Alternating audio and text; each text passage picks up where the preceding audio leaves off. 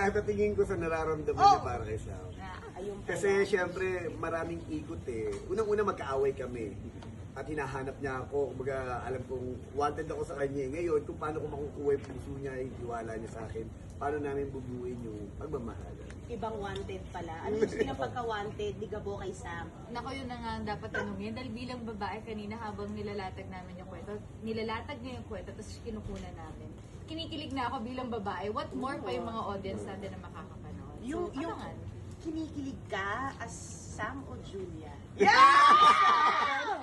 Na-confuse na ako doon kasi gaya lagi ko sinasabi pag naglalatag siya ng kwento, napapatulala ako at na-amaze talaga ako sa talent niya, sa gift na meron siya. Grabe. Pero with this, ano yung, syempre, parang narinig ko kayo na pag ready naman sa training si Sam, may action pa rin ba kami makikita from the end of Gabo and Sam? Nako, sabi ko naman, mula umpisa hanggang dulo, hindi namin kayo bibiguin sa action. Ngayon naman, sa panibagong yugto, papasok na tayo, sabi ko nga, sa buhay ng pag-iibigan o ng pamilya nila Gabo at nila Sam. Ito na yung core ng kwento. Ayun na. So, papunta pa lang tayo sa exciting Yo. part. Yes, Yo. that's At true. dahil Friday naman ito, next week na to aabangan. Opo. Aabangan na nila. Grabe. Actually, ang lalaki rin ng actions din ng mga kinunan namin eh.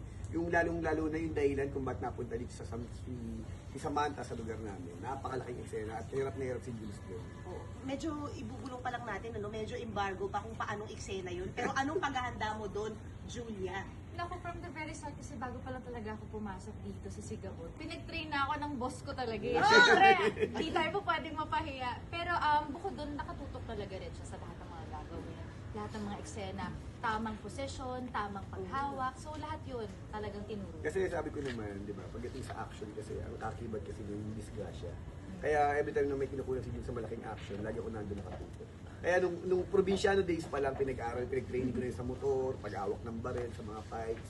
Kaya ngayon na nasa Sigabu kami, handang-handa talaga siya. Ayun. At handa na rin kaming kilalanin tong era na to. Romance era ni Gabo at ni Sam. Finally, from Salise, baka magtagpo na talaga. Oo, O, diba? ito na. Ito na. Syempre, please just invite yung mga kapatid natin.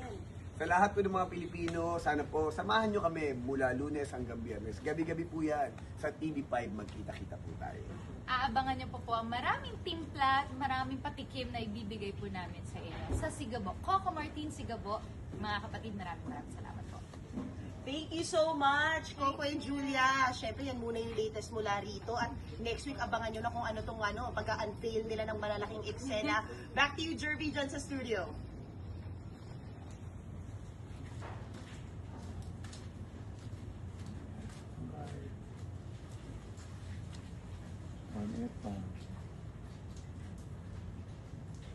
Thank you. Yeah. Thank you po. Thank you.